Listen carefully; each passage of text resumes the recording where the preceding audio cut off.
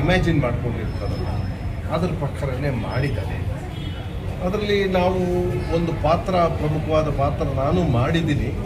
ಆದರೆ ಒಬ್ಬ ಪಾತ್ರಧಾರಿಯಾಗಿ, ಒಬ್ಬ ಕಲಾವಿದನಾಗಿ ಆಡ್ತಕ್ಕಂತಹ ಒಂದು ಮಾತು ಏನಪ್ಪ ಅಂದರೆ, ನಮ್ಮಲ್ಲಿ ಹೇಳ್ತೀವಿ ಯಾವಾಗಲೂ ದಡದ ಆ ಕಡೆ ಅಂದರೆ ನೀರಿನ ಆ ಕಡೆ ಇರೋದು ಯಾವಾಗಲೂ ಸುಂದರವಾಗಿ ಕಾಣುತ್ತೆ ಅಂತ.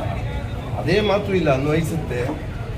ನಾನು ಏನು ಕೆಲಸ ಮಾಡಿದ್ದೀನಿ ಅದು ನೀವೇ ಹೇಳಬೇಕು, ಅದ್ರ ನನ್ನ ಬಗ್ಗೆ ನಾನು ಹೇಳ್ಕೊಳಕ್ಕಾಗಲ್ಲ.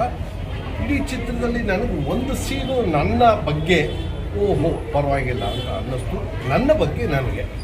ಆದರೆ ಈ ಒಂಥರ ಹೊಟ್ಟೆ ಗೀಟು ಹೊಟ್ಟೆ ಉರಿ ಅಂತಾರಲ್ಲ, ಹಾಗೆ ನಮ್ಮ ಹನುಮಂತೇಗೌಡರು ಮಾಡಿರೋದು ಪಂಡಿತ್ ಅವರು ಒಂದು 2-3 ಸೀನು ನನಗೆ ಬಹಳ ಮನಮುಟ್ಟಿತು. ಅದು ಲಾಸ್ಟಲ್ಲಿ ಅವರು ಆ ಒಂದು ಟ್ವಿಸ್ಟ್ ಕೊಟ್ಟಿದ್ದಾರೆ. ಅದು ಆ ಥರ ಟ್ವಿಸ್ಟ್ ಕೊಡ್ತಾರೆ ಅಂತ ನನಗೂ ಗೊತ್ತಿರಲಿಲ್ಲ. ಬಹಳ ಉತ್ತಮವಾಗಿ ಬಂದಿದೆ, ಒಳ್ಳೆ ಪ್ರಯತ್ನ ಪಟ್ಟಿದ್ದಾರೆ.